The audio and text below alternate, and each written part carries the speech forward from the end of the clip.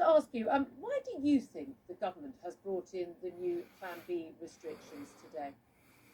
Well, my understanding is that Keir met with the Chief Medical Officer and the scientists yesterday, and they're very clear that this new variant is spreading fast throughout the UK, and therefore these measures are necessary. We felt that the government should have acted sooner on things like, the Welsh government brought in vaccine passports and a requirement for testing for large venues some time ago. That gave the industry opportunity to respond to that.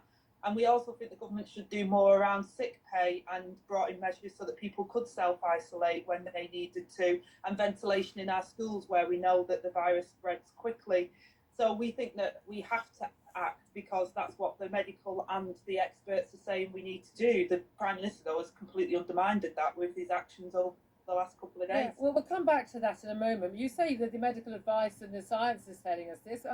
There is no evidence whatsoever that vaccine passports prevent a surge in cases, or indeed that mask mandates prevent a surge in cases. We've seen that in Scotland, in Wales, we've seen that in France, Italy, Germany, Austria. Why on earth do you think that the data backs up those measures? Well, we're following the advice of the Chief Medical Officer and the scientists who say that this will be... Well, in terms of the evidence...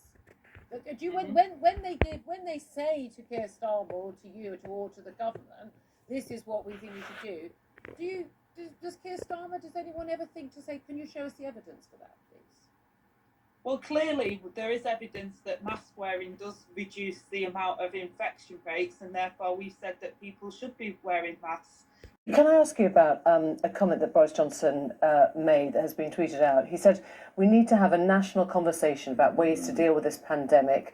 We can't keep going to lockdowns. And there was a bit more, but, the bulk of what he was trying to say was we can't keep using sort of pharmaceutical methods just because 20% won't get vaccinated. Now, that has been interpreted by some commentators as a sign he's heading towards a compulsory vaccine. Is that what you're hearing? Well, that's what some media have said, but let's face it, compulsory vaccination would be completely outrageously wrong, and I'd be first to say the Prime Minister should go. That's not what he said. I think he should go, did you say? Yes, he should go if we were going to have compulsory, if you had to stick... That would be enough for you to call for his resignation. Well, I don't think the whole country would have been up in arms about it, but that's not what he said, of course. And I don't know whether Labour are in favour of compulsory vaccination. Are you?